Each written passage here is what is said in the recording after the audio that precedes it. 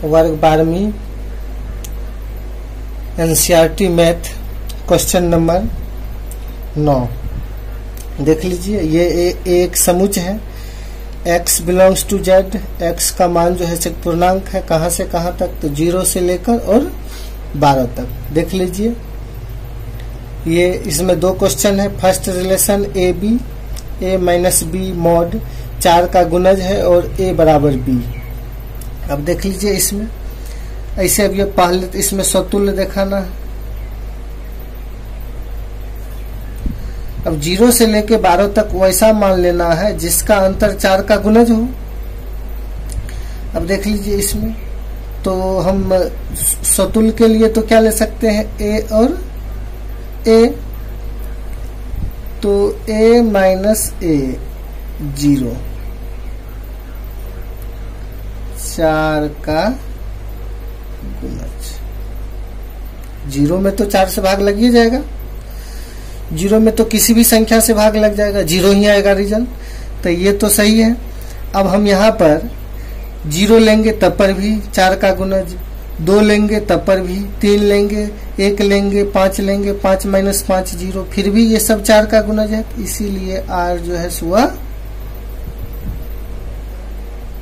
स्वतुल्य सब अवयव बिलोंग्स करेगा।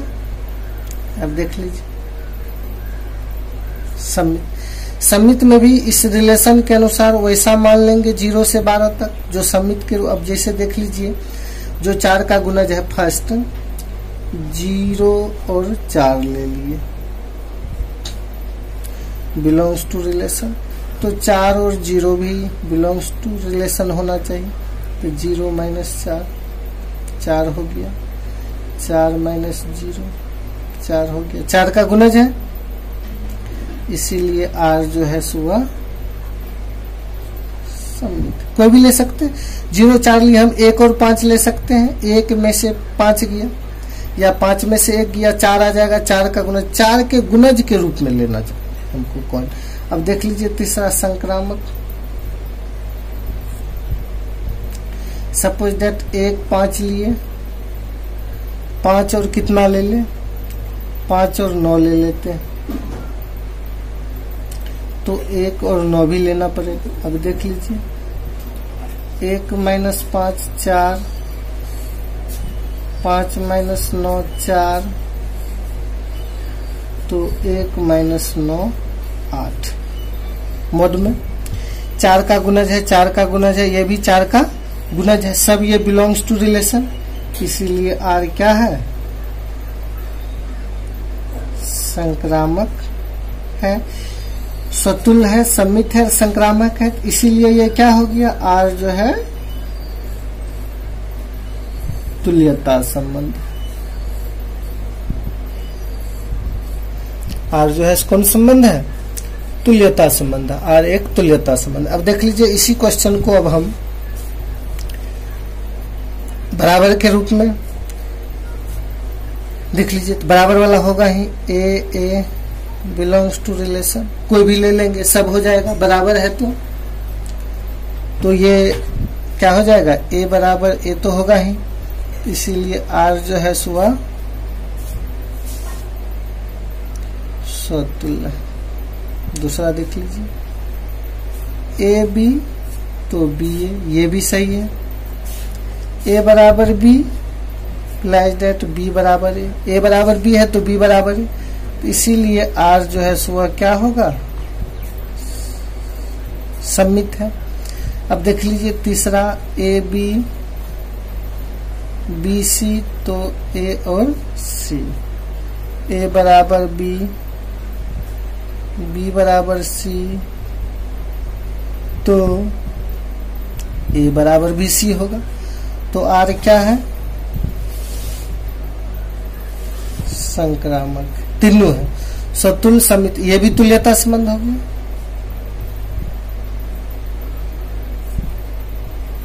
R मीन्स रिलेशन, ये रिलेशन क्या है, तुल्यता। अब देख लीजिए ये तीनों है। अब इसमें एक क्वेश्चन और पूछा जा रहा है, देख लीजिए, प्रत्येक दशा में एक से संबंधित अवयव। अब 4 के गुणज के लिए अब देख लीजिए एक से संबंधित अवयव कौन कौन हो सकते हैं।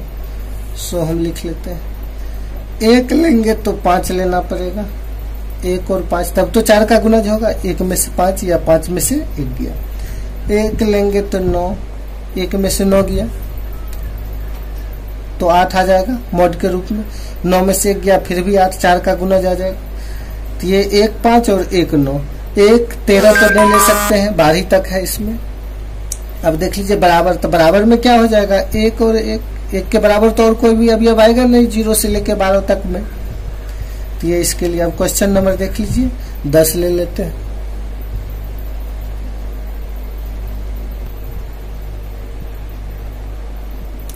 अब देख लीजिए क्वेश्चन नंबर 10, उदाहरण देना है, सम्मित हो परंतु न सतुल और न संक्रामक। अब देख लीजिए इसके लिए एक सेट ले लेते हैं, 1 2 3। इस समुच्चय में 3 अवयव है, सम्मित होना चाहिए। अब देख लीजिए इसका एक रिलेशन ले लेते हैं, 1 2 2। ये जो है इसे देख लीजिए सतुल्य नहीं है, 1 1 है, 2 2 नहीं है, 3 3, तो ये सतुल्य नहीं होगा। संक्रामक तो होगा ही नहीं, 1 2 तो 2 3 है, नहीं है। अब देख लीजिए 2 1 है तो 1 1 है, नहीं है, तो ये नहीं, लेकिन सम्मित है। संक्रामक है परंतु सतुल और सम्मित नहीं, तो देख लीजिए इसके लिए भी एक रिलेशन, 1 2 2 3 1 3। सतुल नहीं है, 1 1 2 2 3 3 नहीं है, सतुल सम्मित नहीं है। देखिए 1 2 तो 2 1 है कहीं पर भी, 2 3 है तो 3 2 है, नहीं है, तो ये सम्मित भी नहीं, लेकिन संक्रामक है, 1 2 2 3 1 3 है। अब देख लीजिए सतुल और सम्मित है किंतु संक्रामक नहीं, तो इसका भी एक रिलेशन ले लेते हैं। देख लीजिए 1 1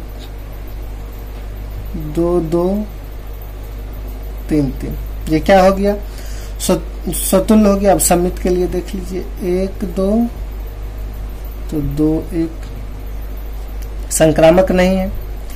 देख लीजिए इसमें तो इस टाइप का कोई भी हम ले सकते हैं। अब देख लीजिए सतुल तथा संक्रामक हो लेकिन सम्मित नहीं हो। फिर इसी एग्जाम्पल के आधार पर आप लोग को जो बताएं ले सकते हैं, सम्मित और संक्रामक हो किंतु सतुल्य नहीं, तो इस पर भी आप इसके द्वारा कोई भी एग्जाम्पल बना सकते हैं, कोई भी क्वेश्चन ले सकते हैं। एग्जाम्पल लेना है आपको। अब क्वेश्चन नंबर हम 11 ले लेते हैं। अब देख लीजिए क्वेश्चन नंबर 11, 12वीं एनसीईआरटी मैथ के चैप्टर 1.1। अब देख लीजिए इसको तुल्यता संबंध दर्शाना है। पी क्यू सच दैट बिंदु P की मूल बिंदु से दूरी और बिंदु Q की मूल बिंदु से दूरी समान है। अब देख लीजिए सतुल्य के लिए दोनों बिंदु को एक मानना पड़ेगा। इसमें या तो PP लेंगे नहीं तो QQ लेंगे, तो इसकी लिख देंगे P तथा P की मूल बिंदु से दूरी बराबर है, समान है। अब देख लीजिए ये कोई मूल बिंदु है, ये P हो गया और ये Q हो गया। अब देख लीजिए इसका मतलब ये हो गया, इसी को लिखेंगे OP बराबर OP, बात तो बराबर है, तो इसीलिए R जो है ये क्या है, सतुल्य। अब देख लीजिए सम्मित PQ तो QP। देख लीजिए मूल बिंदु से P की दूरी या मूल बिंदु से Q की दूरी बराबर है, मतलब OP बराबर OQ, OP बराबर OQ, दोनों की दूरी तो आपस में बराबर हो जाएगी। तो सेम देख लीजिए OQ बराबर OP, ये भी हो जाएगा। मूल बिंदु से Q की दूरी या मूल बिंदु से P की दूरी आपस में क्या है, बराबर है, तो इसीलिए R क्या हो गया, ये सम्मित। अब देख लीजिए संक्रामक के लिए। इसके लिए तो पी क्यू और एक बिंदु क्या लेना पड़ेगा, आर। अब देख लीजिए पी क्यू क्यू आर, तो पी आर इसमें लिख सकते हैं ओ पी बराबर ओ क्यू। मूल बिंदु से पी और मूल बिंदु से क्यू की दूरी आपस में समान है, बराबर है। इसमें ओ क्यू बराबर ओ आर, पी क्यू लिए तब क्यू आर, तो ओ क्यू बराबर ओ आर। अब देख लीजिए तो ओ पी बराबर ओ आर, पी क्यू के बराबर है, क्यू आर के बराबर है, तो पी भी तो आर के बराबर होगा। इसीलिए आर क्या है, संक्रामक है, तीनों है। इसीलिए आर कौन संबंध हो गया, तुल्यता संबंध। आर एक तुल्यता संबंध है। अब देख लीजिए आर जो है से एक तुल्यता है। इसी क्वेश्चन में एक बात है, P डज नॉट इक्वल। अब देख लीजिए कहने का अर्थ है, पुनः सिद्ध कीजिए संबंधित सभी बिंदुओं P से होकर जाने वाले एक ऐसे वृत्त के जिसका केंद्र मूल बिंदु पर है। अब देख लीजिए एक ऐसे वृत्त, P का मान इस पर नहीं, लेकिन एक वृत्त की कल्पना कीजिए जिसका जो है केंद्र मूल बिंदु पर है। अब देख लीजिए एक वृत्त इससे खींचे, फिर ये त्रिज्या होगी, फिर एक और खींचे, फिर एक और खींचे। देख लीजिए ये सब जो है किस बिंदु से होकर जाता है, मूल बिंदु से। तो और भी बड़ा करते जाएंगे तो ये सब भी एक तुल्यता संबंध होगा, क्योंकि सबका जो है कौन बिंदु संबंध ले लिया है, मूल बिंदु होना चाहिए। अब एक क्वेश्चन नंबर 12 ले लेते हैं।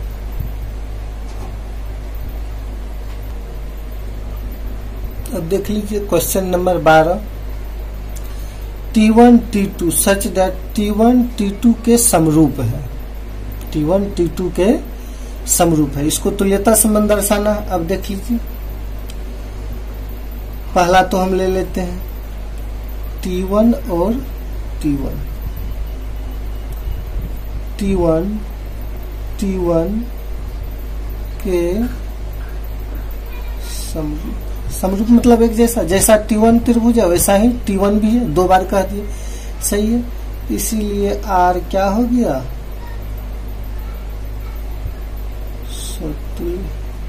अब देख लीजिए सममित के लिए एक्स वाई तो वाई एक्स, तो T1 T2। अब देखिए T1 समरूप है किसका, T2 का, तो T2 और T1 ले लेते हैं, तो T2 भी समरूप होगा किसका, T1 का। T1 T2 का समरूप है तो T2 भी T1 का समरूप होगा, इसीलिए R क्या है, सममित। अब देख लीजिए तीसरा हमको क्या दिखाना है, संक्रामक। संक्रामक के लिए क्या हो जाएगा, सो देख लीजिए T1 और कॉमा T2। T1 समरूप है किसका, T2 का। T2 समरूप किसका होगा, T3 का। T2 समरूप किसका, T3 का। तो T1 समरूप होगा T3 का, T1 समरूप होगा T3 का। अब देख लीजिए T1 T2 का समरूप है, T2 T3 का, तो T1 T3 का समरूप होगा। तो ये क्या हो गया, R जो है सुआ संक्रामक भी है, ये आर में ये रिलेशन संक्रामक है, इसीलिए R जो है सुआ तुल्यता। और कौन संबंध है, तुल्यता संबंध। अब देख लीजिए इसी क्वेश्चन में दिया हुआ है T1 एक त्रिभुज है जिसकी भुजा 3, 4, 5 है। दूसरा T2 भी एक त्रिभुज है जिसकी भुजा 5, 12 और 13 है। और T3 भी है, इसकी भुजा देख लीजिए T3 6, 8 और 10 है, 3 त्रिभुज है। अब इसमें विचार कीजिए कौन समरूप है और कौन समरूप नहीं है। अब देख लीजिए इसमें 3 4 ये और ये देख लीजिए संगत। ये तो भुजा की लंबाई यूनिट दिया हुआ है, सेंटीमीटर मीटर कुछ नहीं है, यूनिट समझ लीजिए।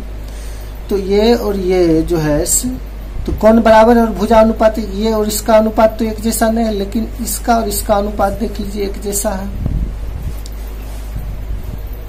3/6, 4/8 और ये 5/10। देख लीजिए कितना 1/2 1/2 1/2। इसका और इसका जो है भुजा अनुपातिक है, तो T1 और T2 क्या हो गए, समरूप है। तो T1 और T3 आपस में क्या होंगे, समरूप हो जाएंगे, क्योंकि इसके भुजा जो है अनुपातिक है। ये T2 तक का भुजा जो है T1 और T3 किसी के भी अनुपातिक नहीं है, लेकिन T1 और T3 का। अब क्वेश्चन नंबर हम 13 ले लेते हैं। अब देख लीजिए question number 13, P1 P2 P1 तथा P2 की भुजाओं की संख्या समान है। इसको सबसे पहले स्वतुल्य दिखाना है। अब देख लीजिए, तो P1 और P1 ही लेंगे स्वतुल्य के लिए, या P2 लेंगे। तो P1 तथा P1 की भुजाओं की संख्या समान है। अब देखिए, तो ये बात तो सही है। दो बार किसी आकृति, किसी बहुभुज की भुजाओं की कहेंगे संख्या बराबर है, तो ये R क्या हो गया, 100 तुल्य। अब सममित के लिए देख लीजिए क्या होगा। सममित के P1, P2, अब P2, P1, P1 तथा P2 की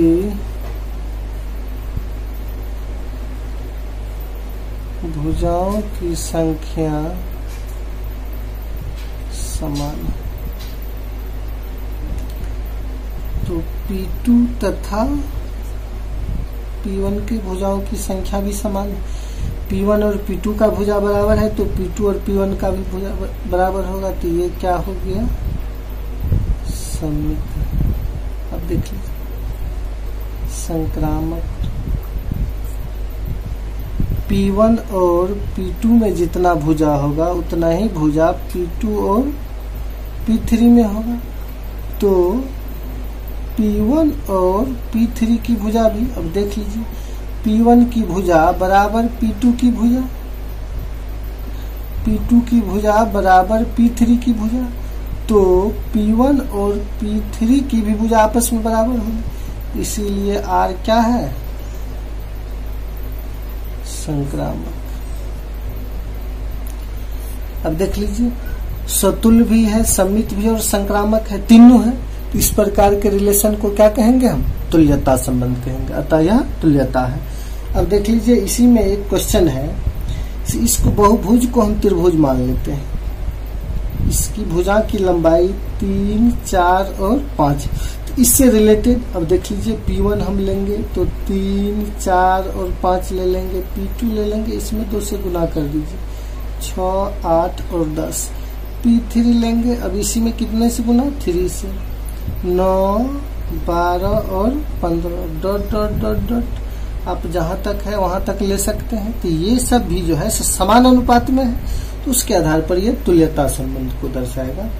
अब नेक्स्ट क्वेश्चन नंबर हम 14 ले लेते हैं। अब देख लीजिए question number 14, L1 L2 such that L1 समांतर L2 के XY तल में। ये L1 जो है समांतर है कितना, L2 का। अब देख लीजिए, इसको पहले तो स्वतुल्य दिखाना है, तो L1 लेंगे हम, लिख सकते हैं L1 समांतर L1। तो ये तो सही हो जाएगा। XY तल में L1 और L1 को आमने सामने कर देंगे, तो ये कौन संबंध हो गया, स्वतुल्य। वैसे आपको सिद्ध करने वाले जितने भी तुल्यता संबंध के क्वेश्चन पूछे जाएंगे उसको आप सिद्ध कर दीजिए। ये पता होना चाहिए जी कैसे सिद्ध करना है, इसका कोड क्या है। देख लीजिए उसमें एक्स वाई लेते थे तो स्वतुल्य के लिए एक्स एक्स ए, तो इसमें L1 L1 ले लिए जो है यहाँ पर। अब देख लीजिए इसमें सममित के लिए L1 L2, तो L2 L1 लेना। अब देख लीजिए L1 समांतर है L2 का, तो L2 समांतर भी होगा L1 का, इसीलिए R क्या है, सममित। L1 L2 का समांतर है तो L2 भी तो L1 का समांतर है, तो ये सममित होगी।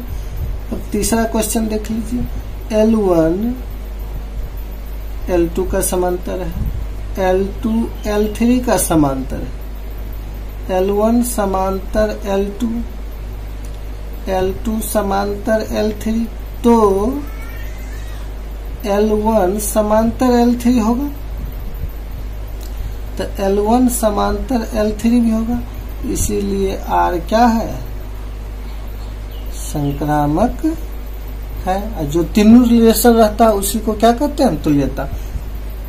अतः R तुल्यता संबंध।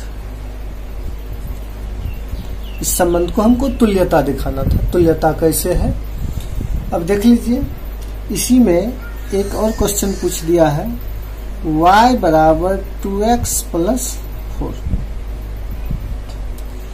इसको कहता है, इससे संबंधित समुच्चय को दिखाने के लिए तो एक रख दीजिए x का वैल्यू, एक देखिए y का कितना आएगा 2, 6 हो जाएगा, 2 रख दीजिए तो 2 दूनी 4 4 8 आ जाएगा, 3 रख दीजिए 3 दूनी 6 4 10 हो जाएगा।